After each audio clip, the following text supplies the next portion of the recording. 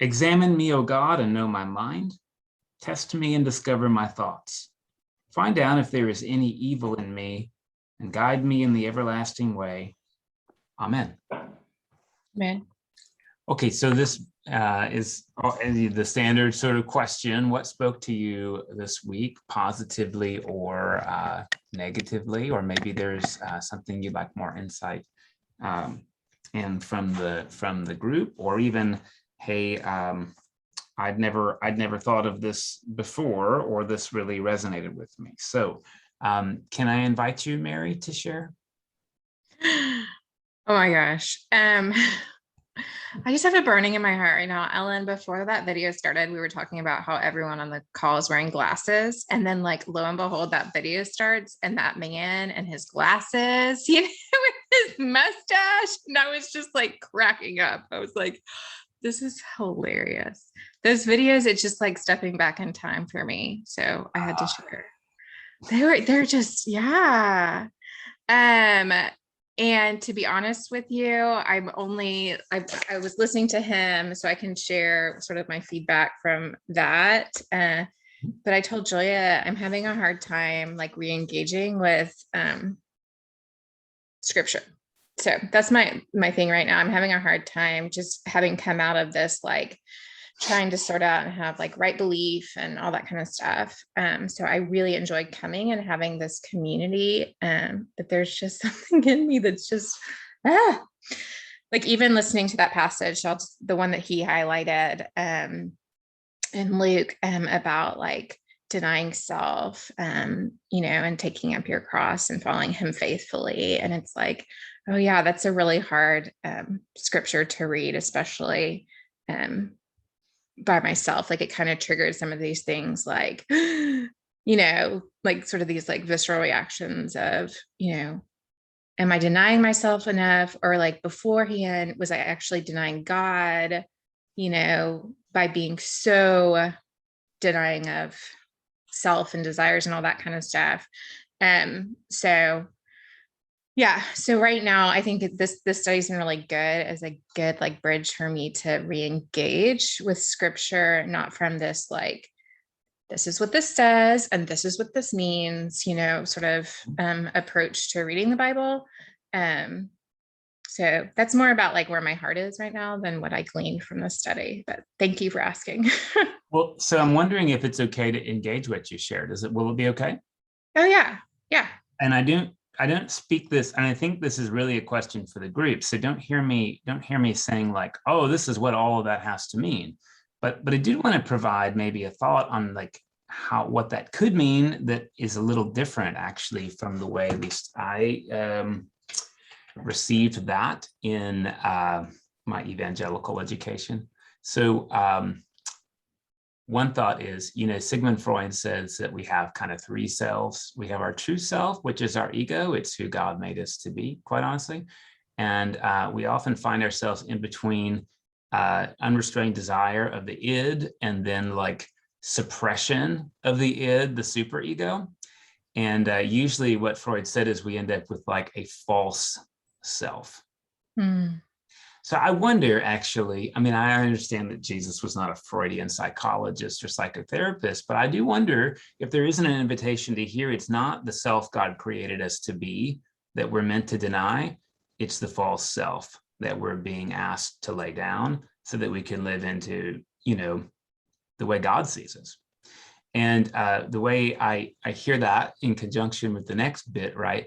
Taking up your cross does not mean like, oh, I'm just going to put myself out because God loves me showing my love by being miserable. Rather, the cross is a specific punishment for people who commit treason against the values of the empire. And I got to say, the empire in my life is the superego. Like I am really good at repressing what I want. And of course, what Freud says, right, is that when you do that, it ekes out like in really like unhealthy ways. So I just wonder if there isn't this opportunity, instead of thinking like, oh God, that I do enough, which is like this fundamental sad question about like, limited quantities and God as judge, to instead asking like, boy, God, like I am not always embracing who you've made me to be. I'd like to deny that other stuff that gets in the way.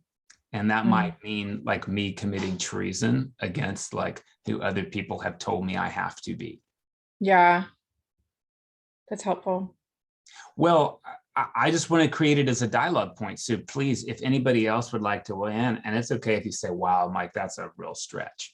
That's totally fine. But I just wanted to check in and see if that resonates or speaks to anybody else.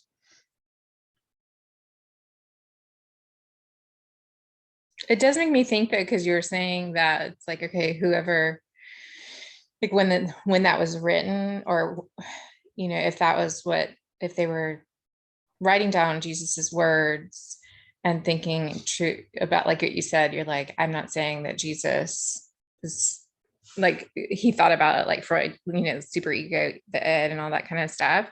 But like, I think why not, like, and I think that's the, like being able to like look at it that way is super healthy. I don't know, like it's really healthy.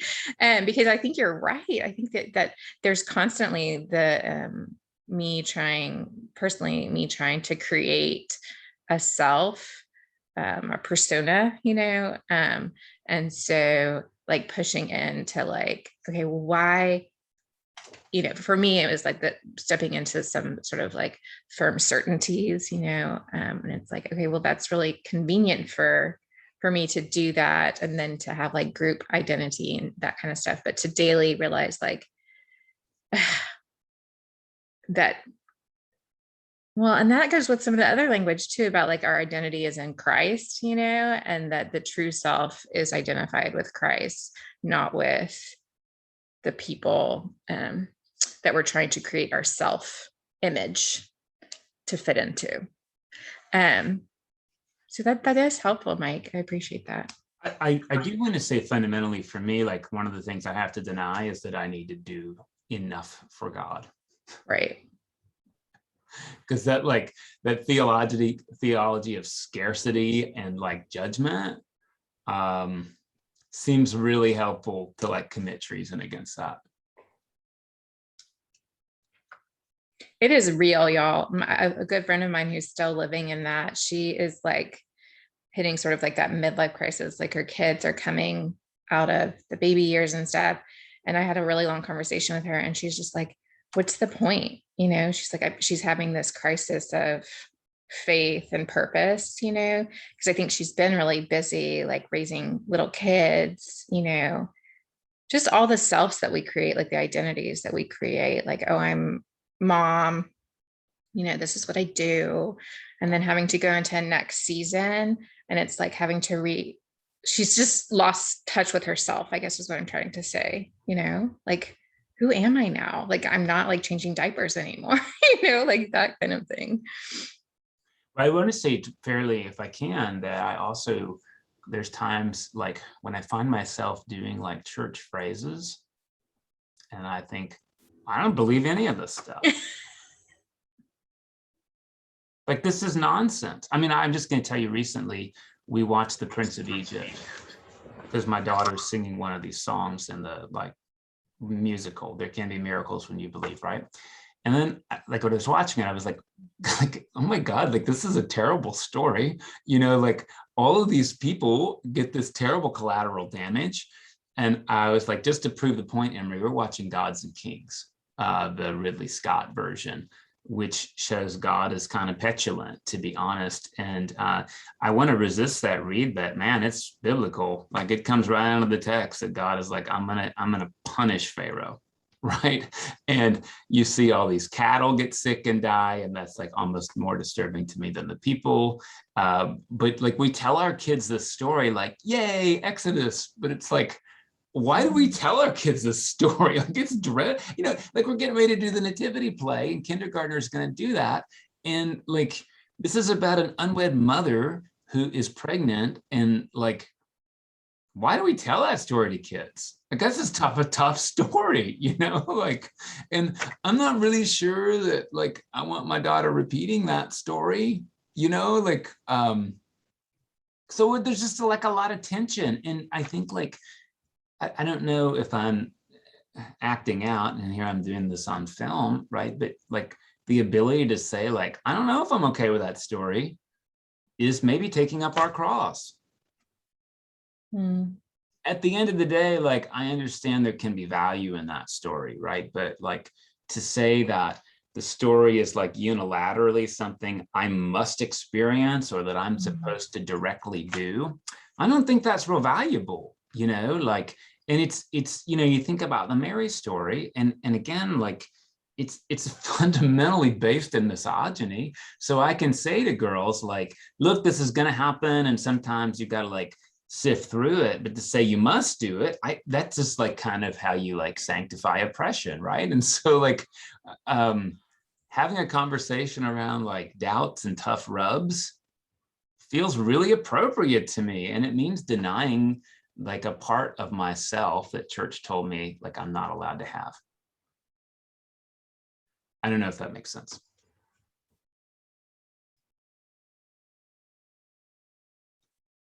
Yeah, I'd love to hear anybody else's thought on that, like that idea of taking up your cross daily, like, and that's interesting because that for me, that's always, I've always thought of like Jesus on the cross, you know, this is prior to him going on the cross. And then now learning more about like the theologies of the cross, it's like, okay, well, what does that mean to take on the cross? You know, I like that view, Mike, too.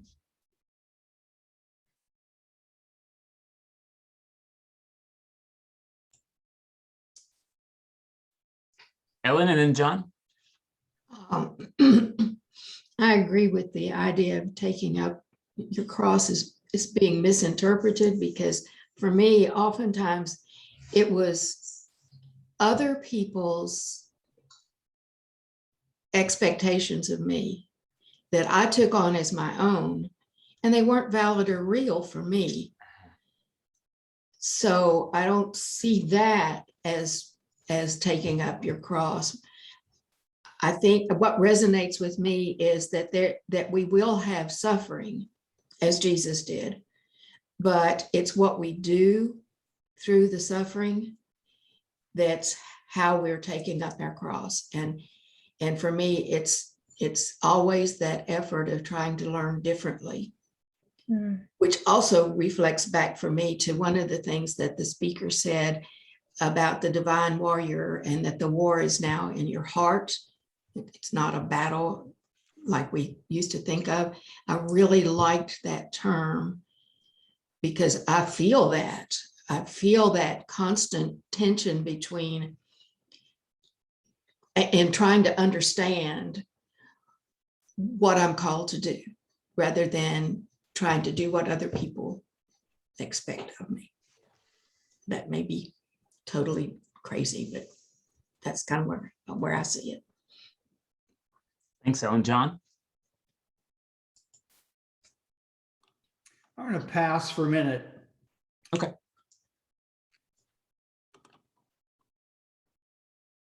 Darlene or Jane, did you want to weigh in on any of that heresy?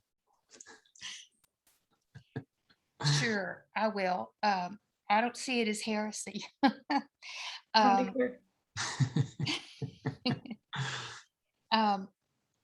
I see it as growing into the ability to not know, being more comfortable with not knowing for sure what is right and wrong, not knowing for sure what we're supposed to be doing.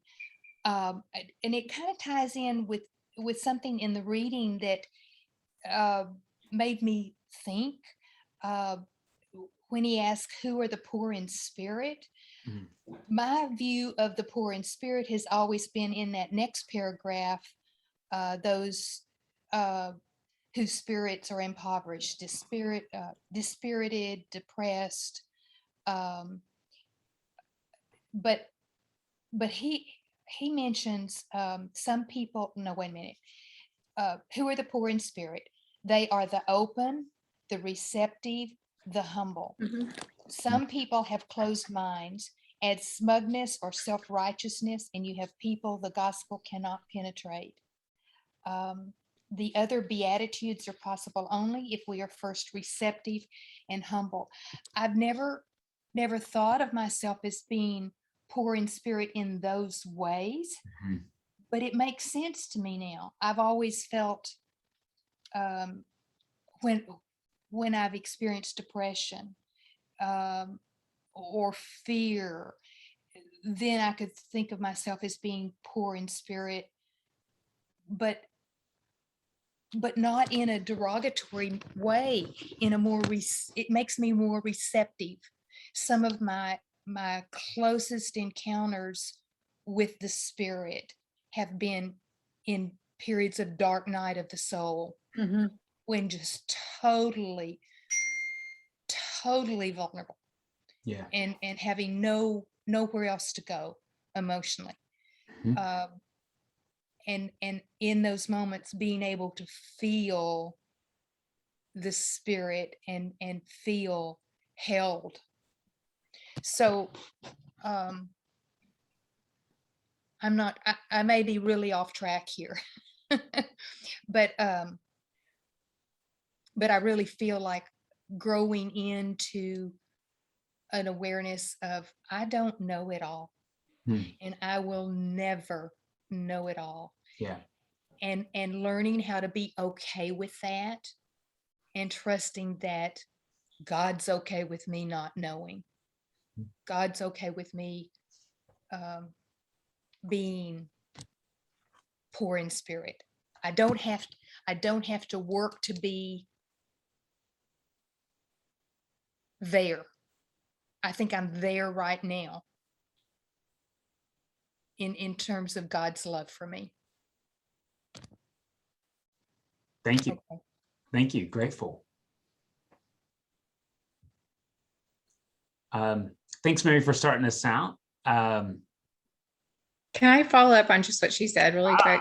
Please. So Darlene, this has been like the conversation that kind of causes like our Sunday morning debates after we watch the sermon. And my kids this week, we're like making it fun now, but like we had the kids vote like, okay, whose tone do you think is improving the most? Like we're just like, our kids are just going to be like, so hopefully I'm hopeful that they come away from this that like faith is bigger than what mommy and daddy believe. Like it's like there's a lot of questions, you know, but I've really latched on to Peter. I've told Mike and probably y'all about this. Peter Enns, I guess, and he wrote this book. I'm sitting right next to it, and it's actually called "The Sin of Certainty."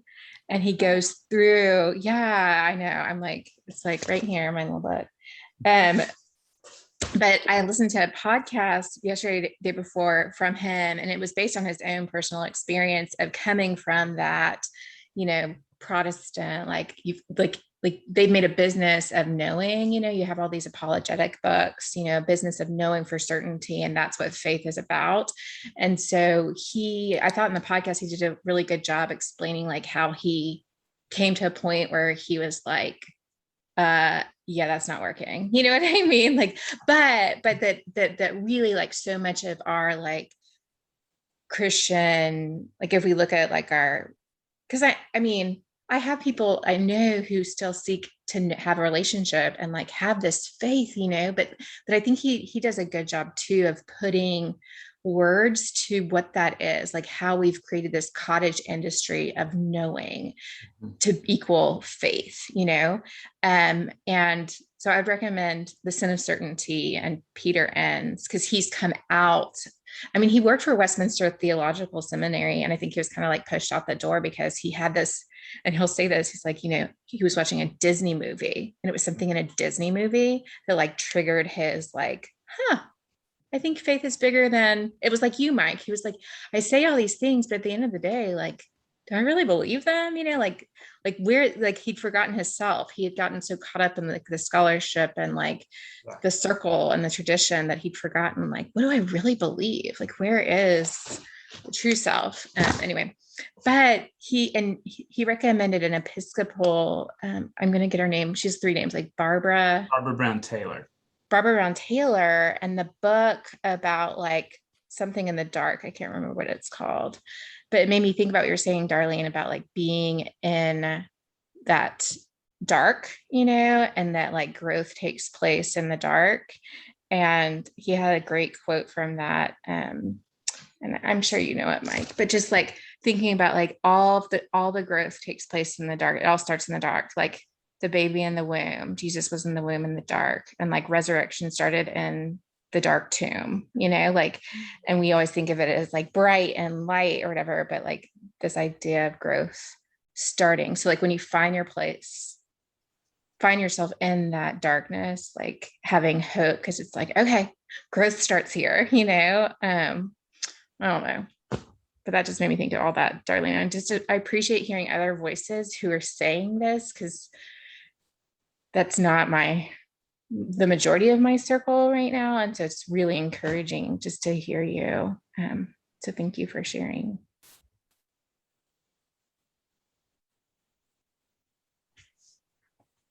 Jane, please. With this lesson and took copious notes, which I don't normally. But I agree with Darlene about the dark night of the soul. And that's when, and I guess because during the day you can cover things, and that's when I will wake up in the middle of the night and have had experiences waking up in the middle of the night and being haunted by things that are going on spiritually. And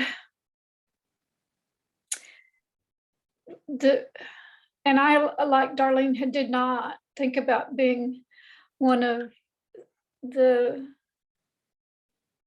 poor in spirit. When, you think of when I've read these scriptures, I've thought these are permanent things, permanent traits. I've not thought that they can be, or thought about them being, everybody fluctuates in and out of them.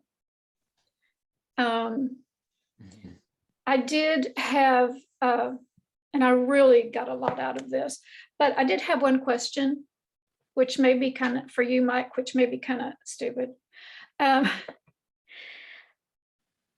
In the teaching about, and it just hit me when I read it, in teaching about divorce. Yeah. I went to the Mormon temple in Houston before they closed it. Yes. And toured it. And in the room where you get married, it's very small. Mm-hmm. And there are mirrors on either side. So that, and the bride and groom kneel and face each other, so that he looks into eternity. They look into eternity. Mm-hmm. Because you may remarry, but you will be eternally married to your first husband, in my case. Yeah. Which for me is a scary thought. Yeah. But if you divorce or anything like that, this is who your first spouse is.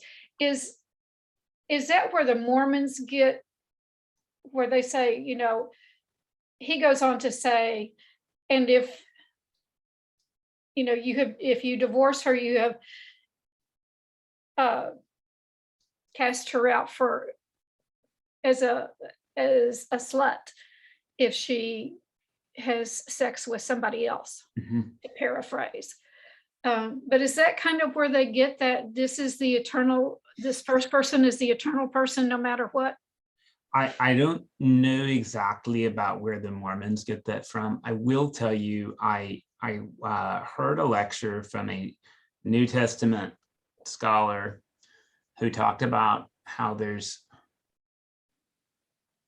not monogamy, there's monogeny, which is in fact that same idea, like one woman forever. And he sort of said like, hey, based on like this particular word phrasing that, there really is no divorce, even though you pretend like there is. And I thought like, wow, like what an uncompelling and lack of compassionate understanding of like God and theology, because marriage is a human institution, not a divine one. Mhm. So it's like this really weird thing where, you know, you asked about the Mormons, but I just want to say like the way we do theology in the Episcopal Church is with reason, tradition, and scripture, right? And like you could do a really interesting Bible study on marriage in the Bible, and I guarantee you it's not anything you want. Marriage is a transaction in the Bible. Right. You can celebrate that transaction, but I don't want that. So I'm just going to reject that worldview because I don't want it. Reasonably, look, you know, like, do I think that God is like not super happy with divorce? Yeah, like I think God wishes we could figure it out, but I think like God is much happier with that than a whole lot of other outcomes.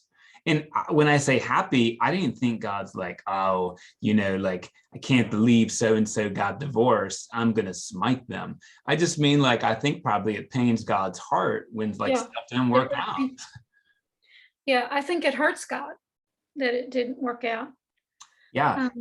Probably in my case, he's probably saying she should have listened to me, but you know, like, I don't know that God uses the word should. I think that's something we use. yeah, okay. Yeah, you're right. I mean, I use it all the time, which is why I kind of think probably God doesn't, because like I kind of fundamentally think theologically God has to be better than I am, right? Otherwise, what's the point? I just really, what is the point if God's not any better than we are? That's where like I think there's this weird Protestant thing to like take scripture and warp it by taking it so literally that we fail to take it seriously. Because, you know, actually, when you take scriptures literally, you don't have to take them seriously. You know, it's like so much easier just to live into a flat view than like contend with the gospel. Well, you don't have to apply it to yourself, and that's a lot safer. That's kind of what I think anyway. Yeah. John, please.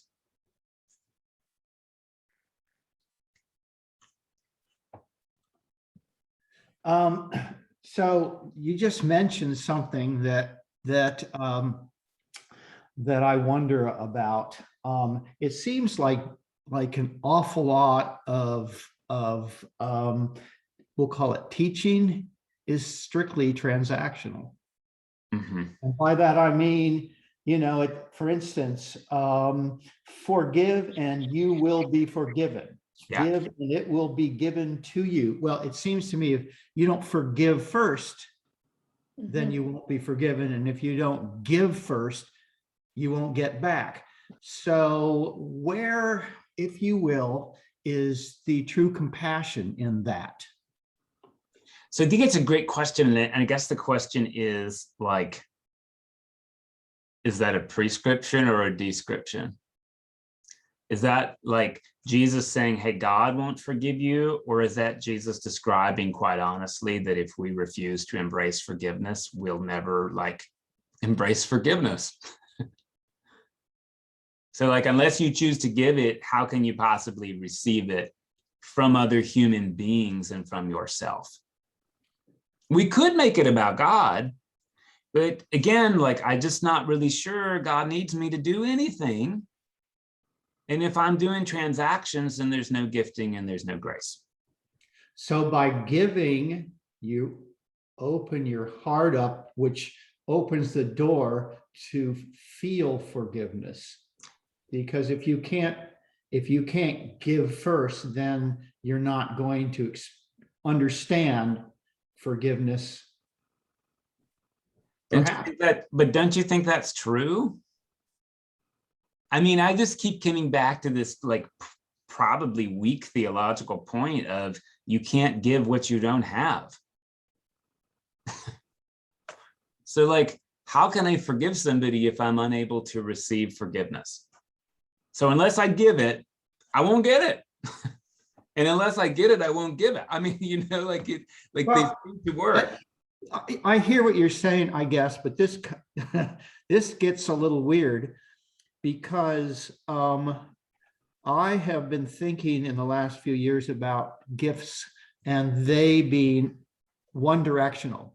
Yeah. In other words, if I give something to someone, I shouldn't expect something back. Now, through most of my life, I did. But I try very hard not to these days.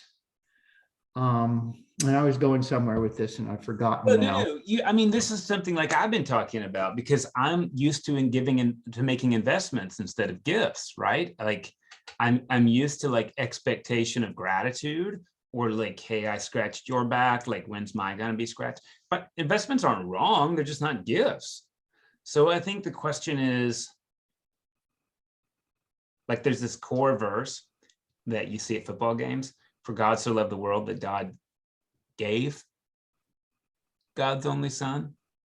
And like, there's two words that are like really important that fundamentalists like forget to read. God loved the world, not like God was kind of really disappointed with the world and thought like, well, hell, I guess I better do something to like offer these scumbags some way out so that I can have a good reputation. So God loves the world like it is. And then Jesus is not an investment, Jesus is a gift, which means, right, like in gift giving economies, yours to do what you want with. And you can't really violate a gift, even if you choose not to open it or enjoy it. Like a gift is inviolable because it's been given. I'm trying to take that really, really seriously, And we read a little bit of this other book on Sunday. We're talking about this. Jesus uses the title Son of Man, and like, what if that just means human being?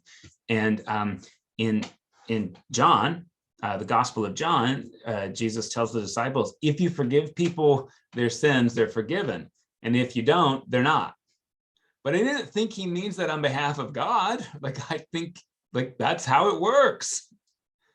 If we forgive people, then we did. And if we don't, we didn't. There's not actually that much depth to the phrase, like it's in our power to offer forgiveness or to not offer forgiveness. And who benefits from it? Again, like I think like you could take this Lord's Prayer line real seriously. Forgive us as we forgive others. And then the line is, you better forgive or else. You do it or else. But he can't see anything positive coming out of that because you'd be doing it for the wrong reason. Well, I'm going to forgive you even that I hate you because God says I have to. Like, I just didn't think God's interested in us behaving that way. I don't want my kid, at the end of the day, I want my kid to do what I say, but actually what's more important is I want my kid to do it like for the right reason, not because I said it. Because otherwise, right, when I go away, she'll quit doing it. Like I want her to be able to think like theologically and morally, even if we come to different conclusions. I just can't understand how God would be any different from that.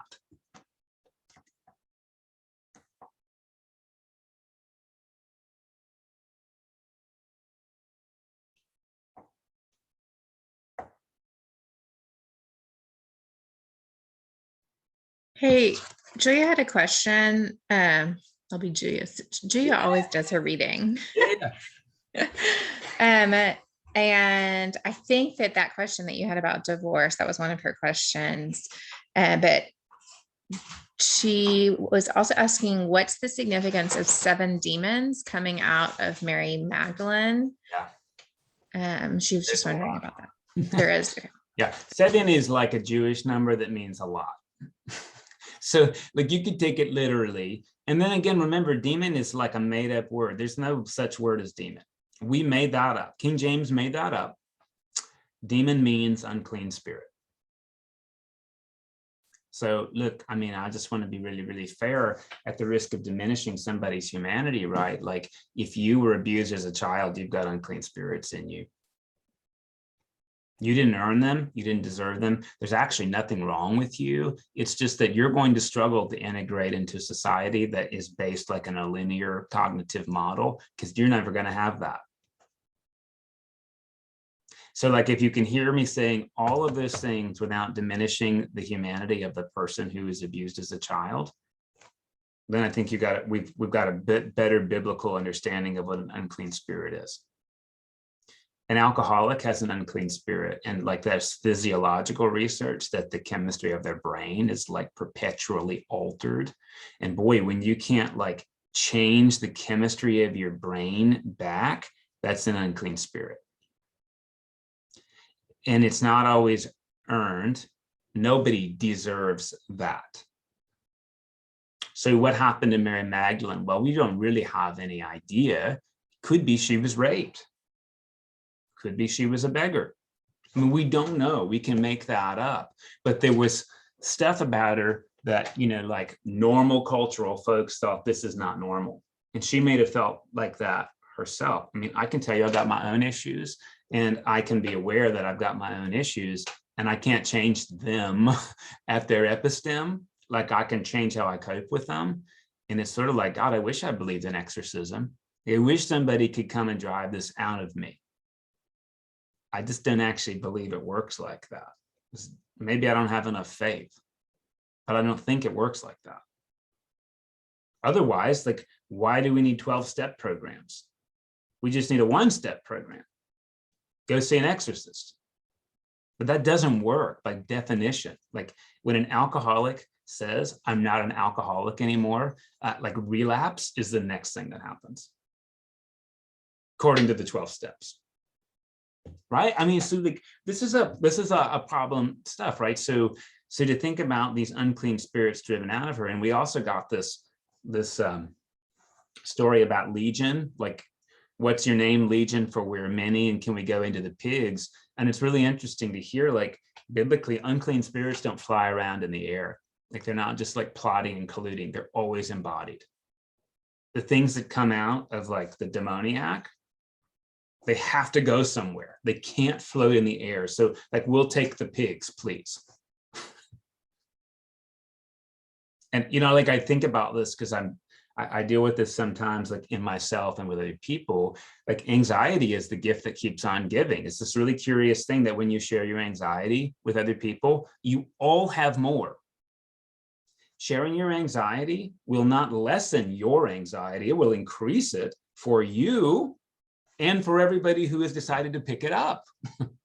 That's this really weird thing about anxiety.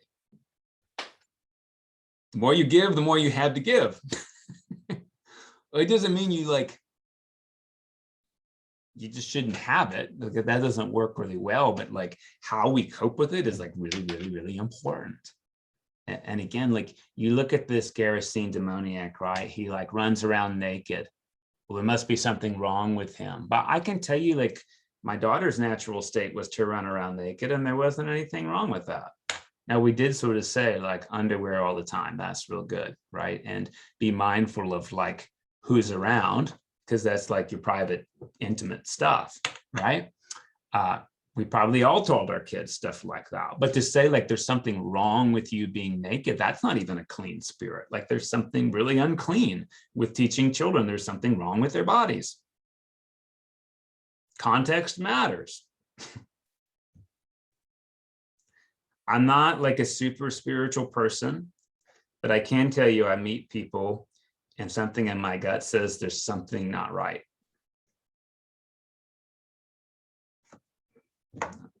Unclean spirit's not terrible language. It's nondescript. Something's not right. Who has not met somebody with an unclean spirit by those definitions? I mean, I would challenge everybody in the congregation and the planet has met somebody with an unclean spirit if we define it as such. So Mary, you know, maybe stuff happened to her, and man, like the Lord was like, Mary, you're all right. That's interesting.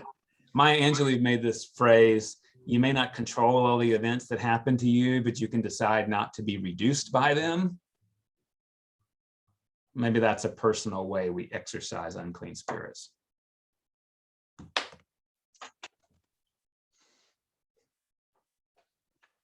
John, you raise your hand. I didn't raise my hand. Or is that an old raised hand? No, it's a newer one. Okay, he can go. So, is anxiety an unclean spirit? Can be. You ever had Or chronic when anxiety? is anxiety is not fun? I don't care what anybody says. It's not fun. Yeah. So in my mind, if it's not fun, how can it be a clean spirit? Well, I mean, I think the truth is some level of anxiety is pretty natural, just like some stress is natural, and stress, like properly balanced, drives us to achieve, you know? But I think when anxiety starts to become unrestrained and turns into things like getting you close to like points of breakdown or despair, or like, hey, I can't even be around people in public because like my fundamental read is that like there's something wrong with me. Well, Mike, I mean, I get stress. I have Yeah. had tremendous stress, particularly at work. Mhm. And that I did not find that to what I would consider uncomfortable. I wouldn't call it necessarily life-giving, but it was certainly something that I could handle, and Yeah. it wasn't something that I lost a lot of sleep over. However, anxiety is a whole nother thing. Anxiety is something that is so uncomfortable, and as you said earlier, when I do feel it, I try to not think about it, because it does snowball. I see that as different from stress, but, and I wish it was something I could control, but I can't. Now, it's not so extreme that I'm going to run down the street screaming or anything like that, but it is uncomfortable, and it doesn't last forever. And sometimes I don't even know where it comes from. Anyway, coming back to what I said earlier, I kind of see it as an unclean spirit. Well, I don't like it. Sure. And I'm not Noah Webster, but I would tell you, like, as I understand anxiety, like getting toward a definition, it's really just energy we don't know where to put. Like, anxiety is really hard to pin down a definition for, but like when you're anxious, like, oh, I've got like this energy and I don't know where it goes. Well, when that I starts, think there's a lot of truth to that, because most of my anxiety was post-retirement, because I was busy all the time, and I always had, to get this thing done. And now I don't have to get anything done. And sometimes I feel, if you will, guilty that I'm not getting stuff done that in the old days I got done. I doubt you feel guilty. I'm more suspicious you feel ashamed. Oh. Right? Guilt means I've made a decision that is not in line with my values and I can do something about it. Shame is like, oh, there's something wrong with me. So there's always been something wrong with me.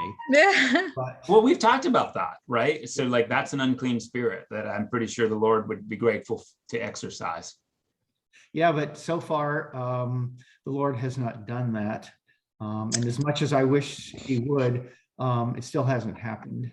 Well, this is where I think there's this really interesting thing that you're going to hear from me on Christmas Eve, is that like the name that we resonate with Jesus is not God for us. It's God with us. Yeah. How disappointing. I would much rather God did stuff for me, but God has chosen to just be with me. And so like exercising my unclean spirits is not something God does for me, but God is joyful to walk with me through that process. I've got plenty of my own shame that needs exercising. And it's just really damn difficult. And I can tell you, anybody who's had major depressive disorder, like you can really only think about a day at a time, because if you think about managing your depression for the rest of your life, it leads to despair because it's so much damn work. And the day you don't put in the work is the day the despair comes back. So it requires a lot of work. And then the decision is like, I'm worth it. I'm worth the work. And I don't know that like that faith gets put in you by the Lord. I think it's alongside you and we claim it or we don't. So Mike, that is, and John too, like I never thought in a million years that I would suffer from it, but I got diagnosed with depression and clinical anxiety. And it was like when I was 39, 40. And so I think that a grace as well that I didn't realize was a grace, because I always lived with shame, like I always lived with like, I'm not good enough, like, anyway, but I think the grace too, and I see this was in one of the scriptures too, where like the disciples are like, so-and-so's like exorcising demons, not in your name, like they're doing it like in somebody else's name or just without a name or whatever. And he's like, whoever's not whoever's not against you is for you. And one of the gifts, I believe, for this anxious culture, anxiety, depression, is therapy, because I've experienced the work of therapy to change my thinking. And so even when I get hit with that, because I used to have like panic attacks, like I would be driving down I-10 with my kids, and all of a sudden it's like, oh my gosh, and like deep despair, despair, but realizing that there's actually, that you don't have to live with that. And like Mike is saying, like you can claim it, like maybe God will come. I mean, I'm not going to put it past God to come and just like swoop you out of it, but actually that there are people who can help you claim freedom from anxiety and depression, but I had those days, Mike, where it was like if I was in the darkest despair, and my husband has suffered from depression forever. And he was like, I've never felt as despairing as you're expressing to me right now. And I was like, it's awful, like it's just so awful. But I think it was circumstances, right? Like they teach us things, and having my third child really pushed me to the edge. It was like, I could kind of manage my little anxiety until I couldn't, So if you ever get to that point where it's like, I can't manage it, like you're having panic attacks, it's like there's like so much good out there to help you get rid of that. Like, and I kind of think that we should teach it in all of our schools, and some schools are starting to teach us this, the emotional, what is that called? Like emotional intelligence. The intelligence, right? Yeah. Because that's been a huge factor that's been missing from education.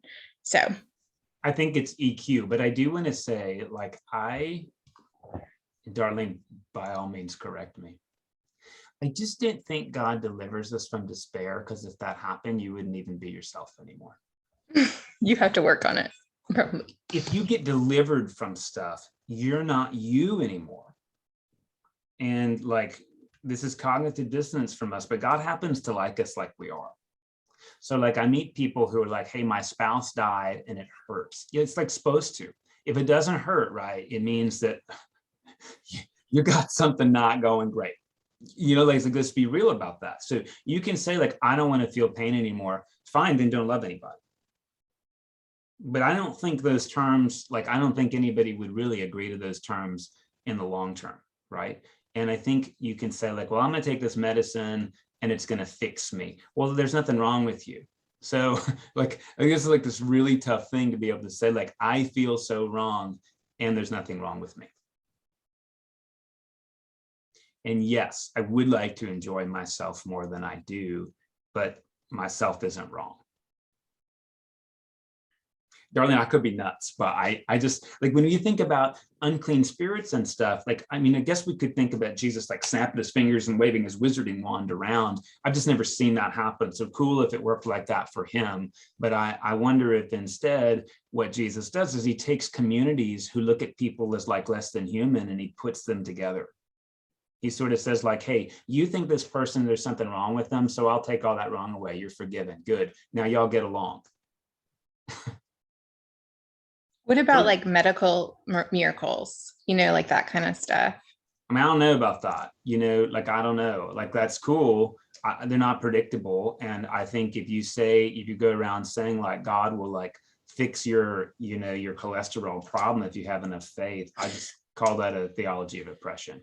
No, I don't think that. No, it was more like sort of like that, like, I don't know. And so like, I can't sort of that like not knowing, like sitting like, okay, I know for me, it wasn't automatic and it was a work of like therapy and all that kind of stuff. But just, you know, that just made me think like whether or not like some people experience like whoosh, like a supercharge of, you know.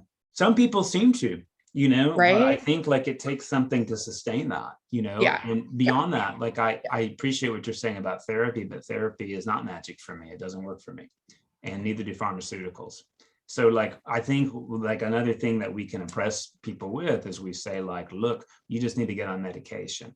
And then if Right. medication doesn't work, it's because you're like, there's something weird about you. Or like, hey, therapy is great, so you need to get to therapy. And like there's room and there's different kinds and all of that, but some people are just hard to help. Like I'm one of those people. So, you know, like it doesn't mean like therapy can't help me. It's just that it's not as helpful for me as it is for other folk, at least not like one-on-one conventional talk therapy with this particular kind of person. That doesn't mean we quit trying, but I think what's dangerous, like when we think about unclean people and unclean spirits, right, is when we say like, well, you're just not doing your therapy hard enough. Yeah. That puts us right back into this ancient world of like, it's your fault. It's your fault you've got this trauma. It's your fault you've got a birthmark on your face that we think is ugly. You know, so the question is like, how can we pull fault out of that and just say like, hey, theologically, you have everything you need already. That's a really interesting thing. That's really good, Mike. I didn't think about that when I was expressing that, because for me, but to think like there are people like, I can't imagine that existence, but that breaks my heart, where it's like, I was in that despair and like nothing happens. Like there's no guarantee that the therapy would have worked for me, you know? And like that I'm so glad you said that, because that makes me think of like to be aware that there are people that it's like they're going to live in the condition, and even with medical like conditions, like there's no quick fix or anything. And there's no, and I want to be really clear. My son was traumatized as a child, and I don't think he'll ever have a normal worldview. And the research says he can't. And like, I find that very theologically vexing, but at the same time, like, what's so great about normal? I've got a normal worldview. I'm not like any happier than he is. Right. So his other thing is like, it's not like there's evil spirits in me. Like I've just got parts of me that work against the me I'd like to be. So the question is like, how do we reconcile those parts? Instead of saying like, I hate you, you know, taskmaster, like, hey, what if you took a break? And what if the task like I tasked you with was making sure we took a break? Like, what if you did that instead of telling me like, you're lazy and you suck? And then that would look more like reconciliation than exorcism. I think I think the caution, because it hasn't worked for you, Mike, though, you know, and so I think that maybe it sounds like your propensity is be like, it's not a sure thing, right? Like it's not going to work, right? But it's sort of like that idea about like trying anything, right? Like, you know what I mean? Like, why even try like Tylenol? It doesn't work for everybody. Don't try Motrin, don't try chemo, like all that kind of stuff. And that's where I think it's like, I remember that too. I wanted to have like certainty about like the perfect job or whatever. And it's like, just try something, like try it, you know, because I think sometimes we can be paralyzed to think like nothing's ever going to help me, so I'm not going to try anything. But I think and I know Darlene's in there, but I feel like I need to say this. If somebody can't try something, there's nothing wrong with them. And if somebody, you know what I mean? Like this is the tough balance, right? It's like balance. Yeah. It's a huge balance, especially with my kids. I have a child who deals with anxiety. And so she's going through, I'm sorry, Darlene, I need to have a separate call with you, but that idea, she's like, Mommy, it is not working. Like I'm trying to do what the therapist is saying, you know, I'm trying to do X, Y, and Z, and I still feel awful, you know, and how do I like be like just with her, you know, and accepting and loving, obviously, and not being like, there's something wrong with you. So anyway, okay, John, I'm just going to stop. Darlene's been waiting and I've just been kept going. So Darlene, please come in, and then John, you're right after her. This is a bit of a shift, but it's in the same theme. For me, it's equally oppressive for people who take the Bible literally, to use it to beat up on us, those of us who have anxiety or depression or unruly kids, to say, you're just not a good enough Christian. You're just not praying hard enough. Your faith is just not strong enough, or you wouldn't be depressed. You wouldn't be anxious. You wouldn't have these problems in your life. Scripture like, be not afraid or be not anxious. Those are not commands to me. Those are encouragements. That's like going to your child at night and saying, it's going to be okay. It's okay. It's going to be okay. To me, those are scriptures of encouragement, not commandments that say you're a bad person, you're a bad Christian because your faith is not enough. So there's my, I agree with everything you guys have been saying. That's why I've been quiet till now. I think the truth is it's just really hard then as now. It's hard. And life is hard. And naming that, I think, is really, really important. And like, I've talked to Julia recently about this in my own experience, right? It's like, I can hear something 1,000,000 times and like, sounds good, but then like something weird will happen where like, it'll click the 1,000,001th time. Sometimes I get it the second time, but it can't always explain like why it does what it does. But that's been my experience, is that it's not like, and I'm a good listener and I've got a good memory and blah, blah, blah. But sometimes like the cards just don't seem to shuffle right for me to like go somewhere. John, please. Okay, I just wanted to mention something to Mary, or something that Mary said, which I found interesting. She said that she grew up feeling shame, and I grew up feeling somewhat shame as well, as opposed to guilt. I felt guilty as well from time to time, but my thought was that that whenever I feel shame or guilt, in the back of my mind, I hear my father saying, "John, use your head." So I think that an awful lot of shame and guilt came from, I love my dad, he's a great guy. But I do think that I was brought up to be shameful and guilty, as opposed to, maybe I should even say more guilty than shame, because I think the definition, if you will, of shame is something you feel after you've been caught, whereas guilt is something you feel because you did something wrong. But anyway, that was my thought on guilt and shame. I do want to offer, and parental impact on your life, Yeah. good or bad. yeah, I want to offer two thoughts from Brene Brown about that. And I do think like the words actually matter here. So from the research she's done, shame is the fundamental feeling that there's something wrong with me. Guilt is there's something wrong with my decision. Actually, it has nothing to do with being caught. That's like an integrity thing. But like, I think people who like look at their bodies and are like, ugh, like that's a shame response. It could be a guilt response, but more than likely, like it's a shame response, right? And so it's sort of like, there's a story in Harry Potter where Dumbledore says about this mirror of Erised, like you look at the mirror and you see whatever you want the most. And the happiest person, when they look in that mirror, will see themselves just like they are. Well, So that's like, yeah. I also think the parenting thing is really tricky, John, because like my parents told me, and I did this a bunch, like, hey kids, I'm doing this to set an example for you, which makes it an invalid example. Valid examples are things I do because I'm worth it and you're worth it. So if I tell my kids, you shouldn't have body shame, but I have it, I'm going to give them what I've got. So like my kids teaching me to love is like, oh my God, like don't mess this girl up, which means you better love yourself better than you do. Because if you don't, you're going to teach her, you can't even love yourself. So what else is she going to hear? That's tough. That means if I want my kids to not have shame, I better work through my shame issues.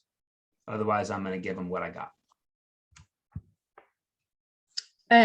John, thank you for bringing that up to like the feeling of shame. And a lot of it, that was my precious dad, and I think that's the other thing too. It's like all of us, we all have parents or like we had guardians or something. And for whatever reason, we filter those messages, we just filter them. We carry them forever. They're part of our story. Anyway, but I had that feeling of like, I'm not worthy unless I'm performing. So that was just, it was a little bit of an easy fix for me. And that's my own experience, but I'm not worthy if I'm not performing, because there was no recognition from my father if I didn't perform. Right. So maybe I'm one of like the easy cases or whatever, but that skewed my view of God. It was like, I'm not worthy of God unless I'm doing something for him, and so that's where I worked all that out in therapy. But I noticed like that, what is that? You said the thing, it's like the 3-legged stool with like experience and reason, experience and tradition, scripture, tradition. Yeah. Sorry. Yeah. And so I've been thinking more about the experience prong and just how all of our experiences are so different and how they inform our faith, and how actually my experience of like going through that really helped my faith. But I have heard, and Mike, I just want to just say over and over, I have heard of people who have had very like it doesn't, you know what I mean? Like, it's not like anyway, but just all of our journeys are different, and I'm just trying to say that about therapy. Like, but because when you do experience something that's helpful for you, you're like, oh, I hope this could be helpful for you, but it doesn't necessarily. It's called evangelism, by the way, right? Yeah, evangelism like means I've had a really enjoyable experience and I'd like to share it. But your experience doesn't have to be. No, of course it's good. That's like sharing good news. But we do have to understand, right? Like, hey, I really like spicy food, and if you do not want to eat where I enjoy. Right? Yeah, exactly. Like, I'm happy to share it with you because I enjoy it. Like, I don't need to control your experience with it. It's just like, hey, this touched my heart. Like, it's in some ways what evangelism is sharing like the joyful parts of myself with somebody else. Yeah. But that doesn't mean they have to be joyful for you. I think this was hard with like the evangelical model, is it says there's this one experience and you have to have this one, instead of like, like, again, like some people who have really great faith, they tell me like, I don't know if I believe in any of this stuff, but these are really nice people. We do cool stuff together. And I sense being around them makes me a better person. Because I don't see what's wrong with that. Like, why do I need to evaluate that? It's pretty like honest, right? And again, like, I just don't think God works with wands. Even in this story, like when Jesus talks about your sins being forgiven, I guess we could think that like God's the divine accountant, like Santa Claus with a naughty and nice list. I don't really see that being better than I am. So instead, when Jesus talks about sins being forgiven, I have this opportunity to think about oppressive burdens no longer being burdensome. And like Neil Diamond said, he's not heavy, he's my brother. So like, you could choose to look at him as heavy, or he could be your brother. The taskmaster in me, the evaluator in me, they could be oppressive, or they could just be my parts.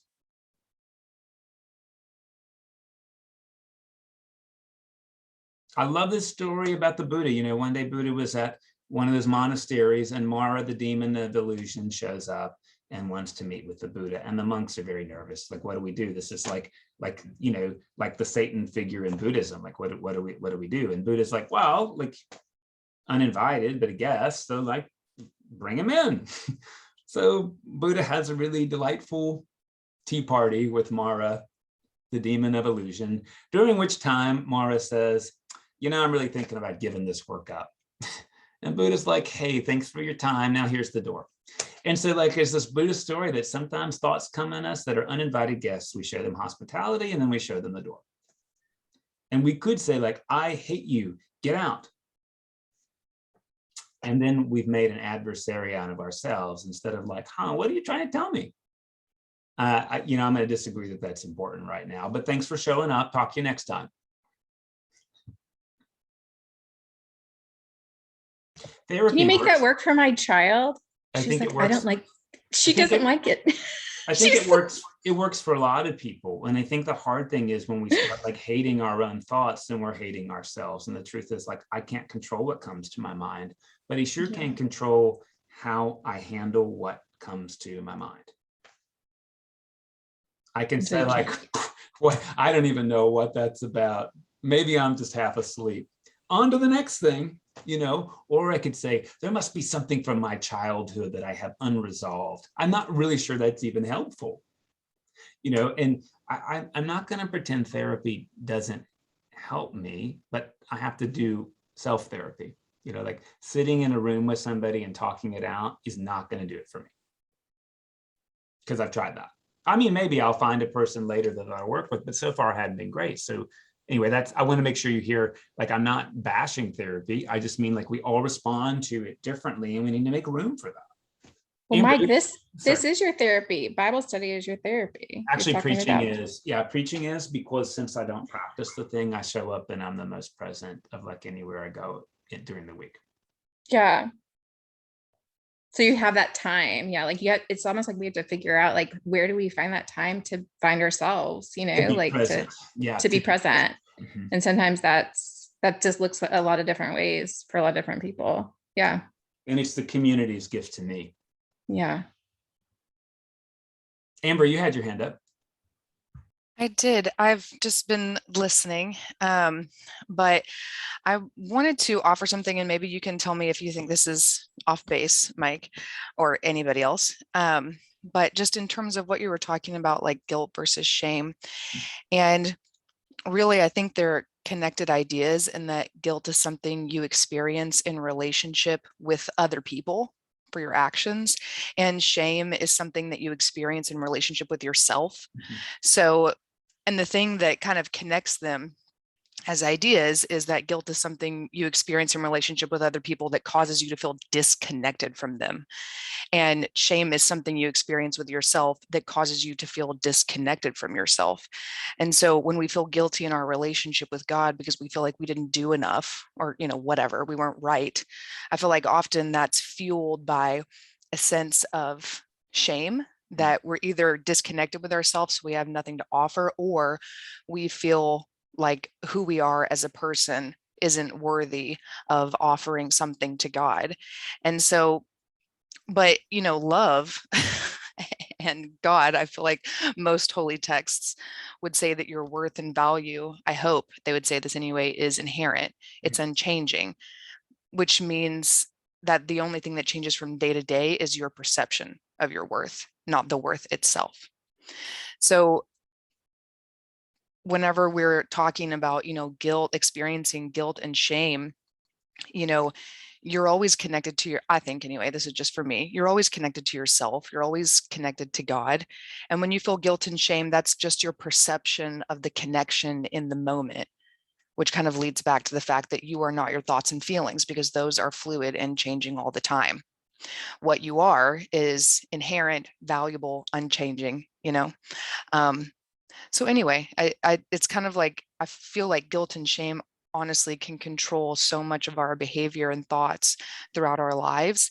And in fact, they're just this secondary thing that comes and goes. And what's really the primary thing at the core is this really beautiful, value unchanging thing that you can depend on forever, even when you don't perceive it.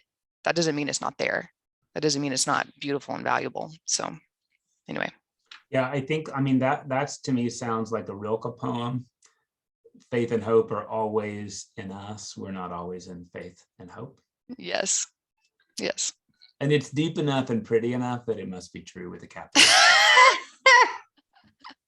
Yeah. Yeah. But it does help, and I think the result is like, hey, then I have opportunities to live into what's already there, instead of, God, why can't I do that? You know, like, I do think the way we nuance that invitation becomes really, really important, because when we come at something because there's something wrong with us, I think we're going to not end up where we were hoping we were going to get. Yeah. One is empowering because it's saying all you have to do is see what already exists and will always exist. And the other thing says you must be reaching, striving, constantly searching for something outside of yourself that is at times impossible to reach. I think that's why we read so many miracles of Jesus affecting people's vision. And I mean, I guess we could take that literally, but I think the real invitation for us is like, we don't see very well. Oh, that's fascinating. Yeah. Yeah.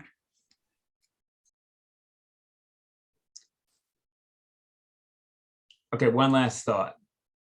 Jesus tells this parable to this guy called Simon. One guy owes 500 denarii, the other owes 50. And the guy forgives him. Who will love the forgiver more? That's what Jesus asked, right? And Simon says, well, I guess the one who owed more. I don't think he's right.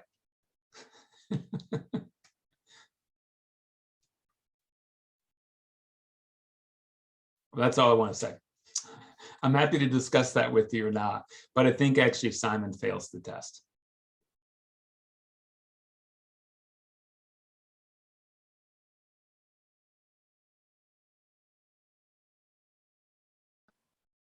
Jane?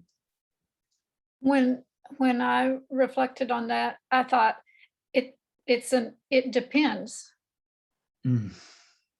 Because if the man who had less, if that's all he had, then he would love more than the man who had more. Yeah, I mean, I think the situation is both people owe a debt they can't pay. So when you can't pay a debt and it's forgiven, is the quantity important anymore, or the quality is what's important?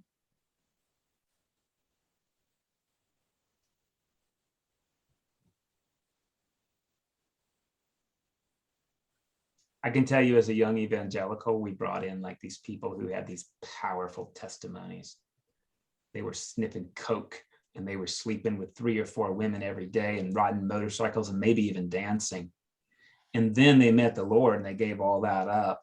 And I think they told that story because they were enamored with that former way of life.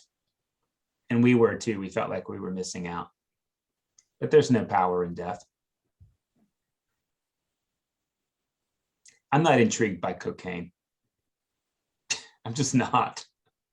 Sometimes I get intrigued by things that I know will not make me happy. But if I'm honest, I know they won't make me happy. That's a testimony, I think.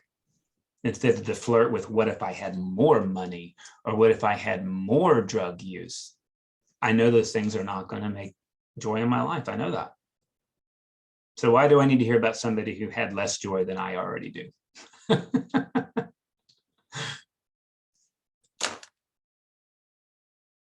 What about, that's like really, so that's so true, but like the value in sharing experiences at all, you know, like even if you share the experience of coming from something like that to faith versus like, I've just wrestled my whole life. I just think the why of it all matters, you know, and when people get up in front of a group of strangers and talk about their abuse and addiction, we haven't created a container of trust for that to be meaningful. That's like voyeurism. I'm sorry, no, that's it's exhibitionism and voyeurism by the rest of the audience. Yeah, no, I just meant like in a small group setting, you know, if somebody like says like sharing experiences. And so I think, yes, you're right. Like, I totally agree with that. Like, what is the drive behind that sort of this pressure cooker for like, this is what real faith looks like. This is, you know, and like if somebody like really believes in their life is going to be totally turned around, which is why like when I was growing up, I like constantly like prayed because I didn't have anything like that. So I constantly prayed. I was like, Lord, help me to, you know, whatever it's called, like the sinner's prayer, you know, like I like OCD prayed it because it was like, I haven't had this ginormous conversion experience. And so, yes, it does. It like elevates that, like, oh, it's almost like a more worthwhile faith if you've had like a huge, like, that's a true mark of like, what is that called? Like being born again and all that kind of stuff. Conversion. Yeah. As if that's a better testimony than my mother, who doesn't pretty much do anything wrong ever and gets up every day and does the daily grind and is not bitter. But isn't Yeah. that sharing at its worst intention? I mean, Yeah. like sharing your experience, with your best intention is really an invitation to connection and to, highlight your I don't know, shared faithfulness and shared belief.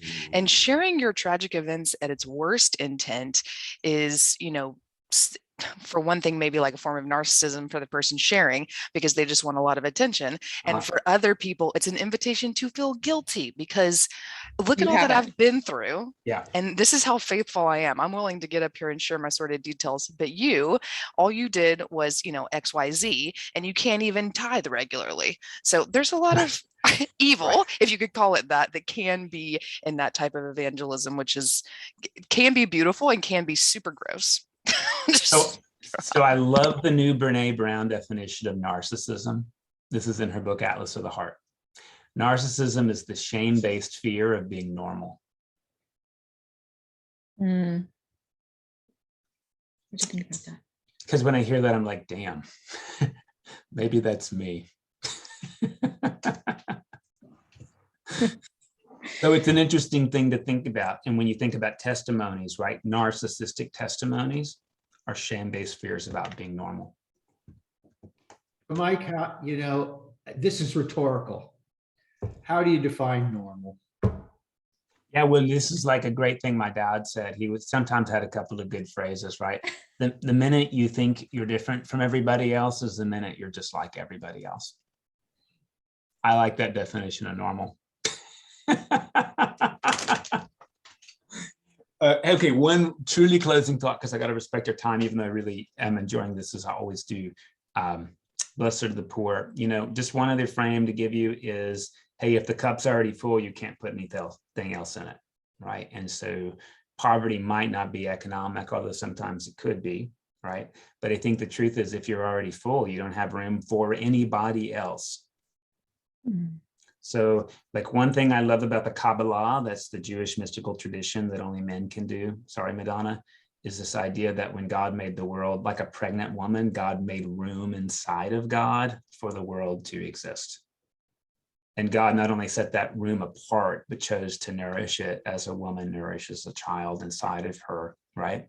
And so this making room for somebody else as poor in spirit or poor is really quite touching to me. It's mystical. I don't want to be oppressive with it because not all women can become pregnant and not all pregnancies carry to term. Like, we get that. So naming those difficulties, poverty in spirit is about making room. That may not be what Jesus had in mind, but I'm sure it's true. Okay, we'll read lesson 22 for next week. I really appreciate you all. Sorry to end sort of abruptly, but I do want to honor your time. So I'm very much looking forward to 22 with you guys next week. Bye, y'all. Take care. Thank you, Mike.